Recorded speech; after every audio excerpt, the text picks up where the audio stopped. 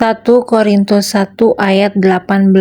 Sebab pemberitaan tentang salib memang adalah kebodohan bagi mereka yang akan binasa.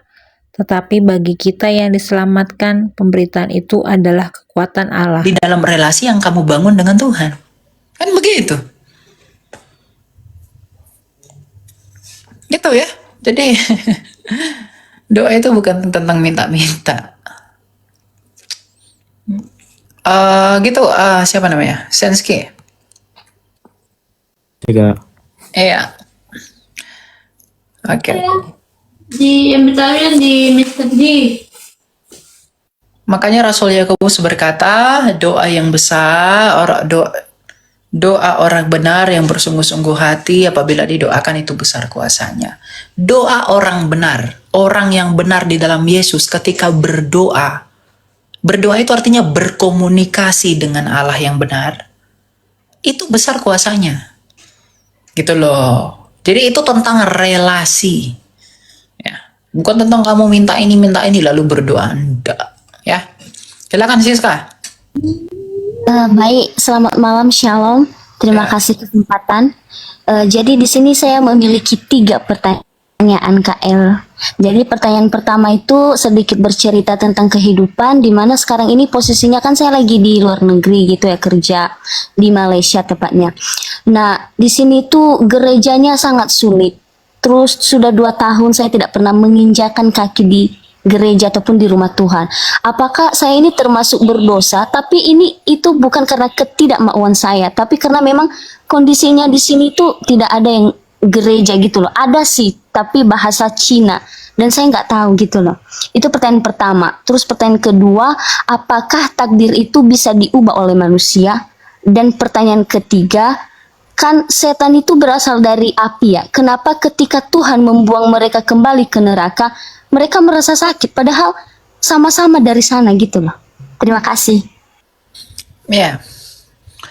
Pertanyaan yang pertama, tidak ada gereja di sini. Ya, gereja itu bukan gedung. Gereja itu ya kamu. Jadi kalau kamu di sana tidak ada gereja, tidak ada gedungnya, tapi kamu punya kerinduan untuk bisa bersekutu, ya. Ingat, tujuan kita datang ke gereja itu bukan dengar khotbah. Tujuan kita datang ke gereja itu bukan untuk dengar pendeta. Kita datang ke gereja itu untuk bersatu dengan tubuh dan darah Kristus melalui perjamuan kudus. Itu tujuan kita ke gereja. Dengar khotbah bisa di YouTube. Dengar khotbah bisa di mana-mana. Tetapi tujuan kita adalah menerima rahmat Allah. Bersekutu dengan rahmat Allah di dalam perjamuan kudus sebagai tubuh Kristus. Kita yang adalah tubuh Kristus itu bersatu dengan kepala gereja yang adalah Kristus melalui rahmatnya di dalam perjamuan kudus. Itu sebenarnya tujuan kita. Tetapi in case kalau kamu mengatakan bahwa di tempat saya tidak ada gereja, ya di tempat saya nggak ada gereja, tapi saya punya kerinduan untuk mau bersekutu, ya. Apakah itu salah? Itu tidak menjadi salah. Ya, karena itu kamu punya kerinduan, kamu punya keinginan, tapi fasilitas tidak memadai, maka kamu bisa sendiri di rumah, ya di tempat kamu bisa beribadah sama Tuhan, kamu berdoa, ya. Kamu bisa lakukan apapun lah untuk membangun relasimu dengan Tuhan, ya. Kalau kita melihat misalnya zaman-zaman gereja-gereja purba ketika Rasul Yohanes itu dibuang ke Pulau Patmos, itu waktu itu di abad pertama menuju abad kedua, pertengahan abad kedua, itu adalah masa-masa di mana gereja itu penuh dengan penganiayaan. Makanya Rasul Yohanes itu menuliskan kitab Wahyu itu mencerminkan bahwa gereja itu sangat mengalami penganiayaan pada masa itu. Nah, mereka pun beribadah di rumah, di tempat-tempat kecil, di goa-goa. Kalau kalian pergi ke Israel, ada sebuah goa-goa di sana, tempat orang-orang itu bersembunyi, di mana orang-orang goa-goa itu dijadikan tempat persembunyian. Ketika pada zaman Antiochus Epiphanes itu, ini orang Yahudi bukan Kristen ya, itu dikejar-kejar, maka mereka bersembunyi di goa-goa itu. Ya. Nah, mereka nggak bisa keluar karena dikepung. Nah, di dalam goa itu mereka berdoa di tempat persembunyian itu. Nah, Jadi enggak selalu merujuk kepada harus itu di sinagoga, harus di sini, enggak. Ya, Tuhan tahu apa yang ada dalam hatimu dan Tuhan tahu keadaanmu. Gitu. Jadi itu tidak menjadi berdosa. Selama kamu punya kerinduan, selama yang kita rindukan itu adalah kebenaran, tapi keadaan tidak memungkinkan kita melakukan itu, ya nggak apa-apa gitu ya. Oke, pertanyaan yang kedua tentang takdir. Kekristenan tidak pernah mengenal takdir, ya. Makanya coba ya.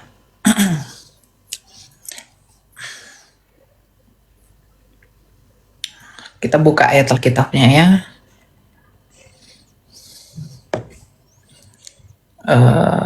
Sebentar. Ini agak lemot dan ya.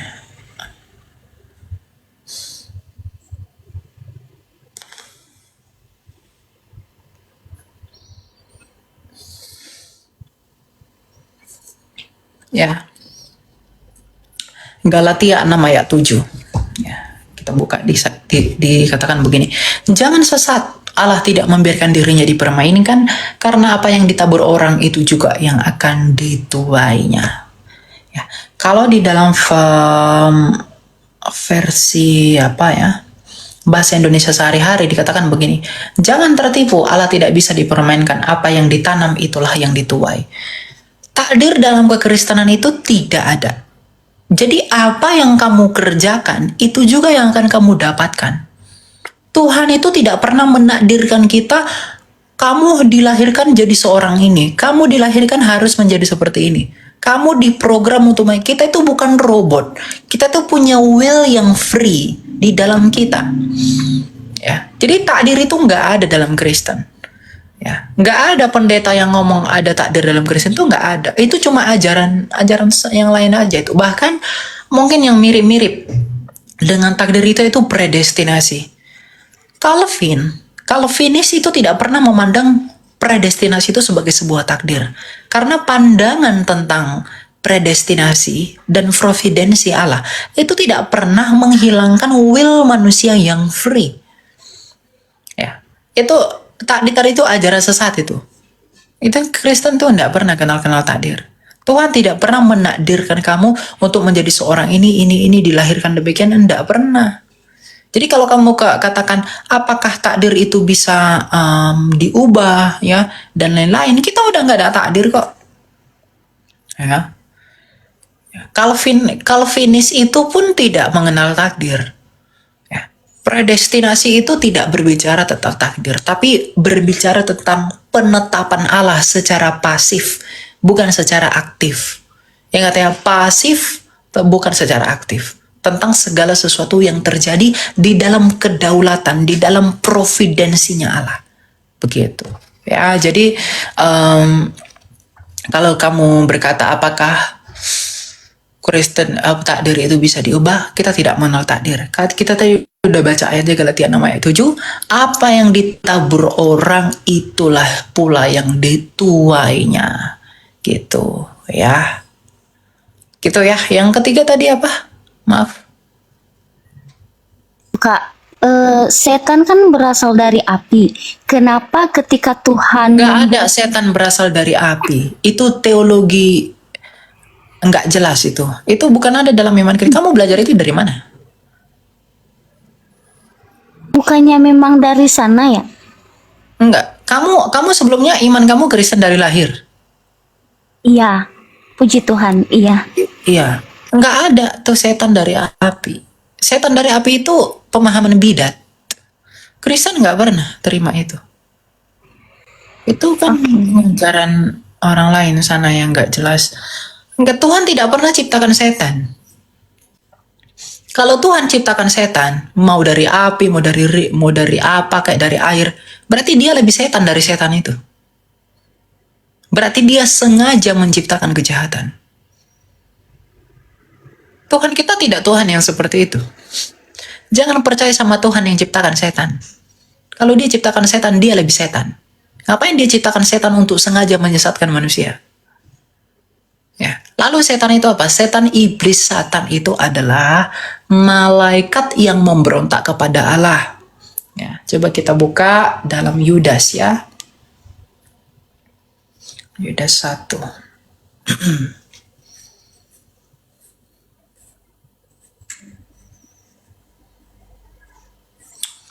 Bentar ya. Agak lemot ini.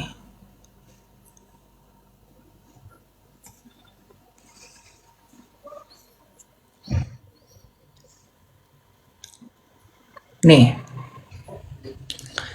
Dan bahwa ia, bentar ya, Yudas 1 ayat 6. Dan bahwa ia menahan malaikat-malaikat yang tidak taat pada batas-batas kekuasaan mereka, tetapi yang meninggalkan tempat kediaman mereka dengan belenggu abadi di dalam dunia kekelaman sampai penghakiman pada hari besar.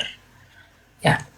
Jadi, menurut Yudas 1 ayat 6, malaikat-malaikat yang tidak taat, yang memberontak itulah yang disebut setan.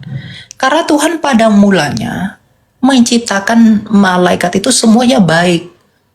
Ya, itu untuk tujuan yang baik. Tetapi malaikat itu dengan will-nya yang free. Malaikat itu ada free will. Meskipun dia pesuruh Allah, tapi dia punya free will. Ya, free will-nya itu disalahkan malaikat itu, disalahgunakan malaikat untuk memberontak kepada Allah. Dan ketika dia memberontak kepada Allah, benih dosa itu tumbuh di dalam iblis, di dalam malaikat itu, langsung dilempar dari neraka. Makanya Rasul Paulus berkata apa? Oleh karena ketidaktaatan satu orang, semua orang berdosa, dan oleh karena ketaatan satu orang, kita dibenarkan. Jadi akar dosa itu adalah ketidaktaatan. Ketidaktaatanlah yang menimbulkan benih dosa. Jadi ketika malaikat itu nih, kita baca Yudas 1 ayat 6. Dan bahwa ia menahan malaikat-malaikat yang tidak taat pada batas-batas kekuasaan mereka. Jadi ada malaikat yang tidak taat. Inilah malaikat yang dilempar dari surga itu. Karena ketika mereka mulai tidak taat, maka benih dosa di situ muncul, maka mereka dilempar dari tempat Allah yang kudus itu. Ya, makanya Adam dan Hawa pun, Adam itu tidak taat dulu baru dia berdosa. Karena will yang dia gunakan, itu dia gunakan untuk tidak taat, maka ketidaktaatannya itu membuat dia berdosa. Jadi Tuhan itu menciptakan semuanya baik, sebab Allah itu baik. Tetapi, ya, free will yang diberikan kepada malaikat itu disalahgunakan untuk memberontak kepada Allah, maka pemberontak itu menimbulkan benih dosa itulah yang membuat malaikat itu terlempar dari surga. Manusia pun begitu. Jadi tidak ada Tuhan ciptakan setan dari api. Ya, kita nggak kenal itu konsep apa, itu ngawur itu. Kalau dia ciptakan setan, dia lebih setan berarti. Jangan percaya sama Tuhan yang begitu. Ya. Oke Kak, terima kasih buat penjelasannya. Namun di sini masih menjanggal sedikit lagi gitu.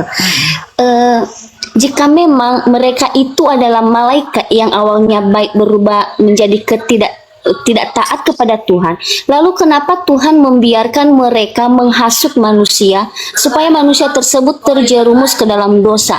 Kenapa Tuhan tidak mempertahankan kita gitu loh, biar kita tetap dalam Tuhan dan selalu berbuat baik gitu?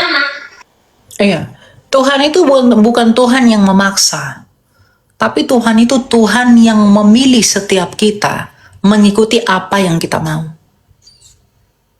Semua dari kita. Misalnya kebanyakan orang mengomong, kenapa ya Tuhan tidak cegah Adam dan Hawa itu jatuh dalam dosa? Kenapa Tuhan nggak cegah mereka makan buah itu ya? Nah, karena nggak tahu alasannya. Bahwa manusia itu diciptakan menurut gambar dan rupa Allah, Kejadian 1 ayat 26, dan manusia itu dianggap Tuhan sebagai dirinya, 1 Tesalonika 2 ayat 13. Ya, walaupun kita tidak setia, ia tetap setia, karena ia tidak mungkin menyangkal dirinya. Karena kita ini diciptakan dari dia, oleh Kristus, Kolose 1 ayat 15, gambaran Sang Bapa, ya, Yohanes 1 ayat 3. Nah, oleh karena itulah, apa yang kita pilih, meskipun Tuhan tahu pilihan kita itu salah, Dia mengizinkan kita mengikuti itu. Jadi Tuhan itu tidak dorong manusia jatuh dalam dosa, tapi Dia mengizinkan karena manusia pengen begitu. Itulah tanda Allah itu mencintai kemurnian. Itu membuktikan Allah kita tuh mencintai apa yang sebenarnya ada di dalam diri kita secara murni. Nah, setan itu pun begitu. Sebelum pada akhirnya setan itu dihukum, Tuhan itu memberikan kesempatan kepada setan itu untuk bekerja sesuai kemauannya. Tapi kembali lagi, yang setan ini uji dan mau cobai adalah manusia. Maka Tuhan mengizinkan dengan pemikiran yang sama. Tuhan mengizinkan setan untuk menggoda manusia, dan Tuhan menguji manusia di dalam pencobaan dari iblis itu. Tapi Tuhan tahu nggak hasilnya? Dia tahu manusia akan jatuh. Tapi pada saat yang sama, dia sediakan Mesias sebagai obat dan penawar. Gitu. Jadi ya begitu. Ya. Oke Kak, baik, terima kasih penjelasannya sangat-sangat jelas. Saya izin turun Kak, permisi, shalom. Ya, salam Tuhan berkati. Silakan. Shalom. 1 Korintus 1 ayat 18. Sebab pemberitaan tentang salib memang adalah kebodohan bagi mereka yang akan binasa, tetapi bagi kita yang diselamatkan, pemberitaan itu adalah kekuatan Allah.